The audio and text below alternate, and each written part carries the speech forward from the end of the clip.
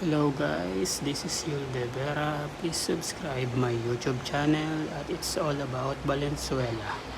At heto na nga tayo guys. Kung mapapansin ninyo, isa-isa nga talagang ginagago ng bangag na gobyerno ang mga Duterte.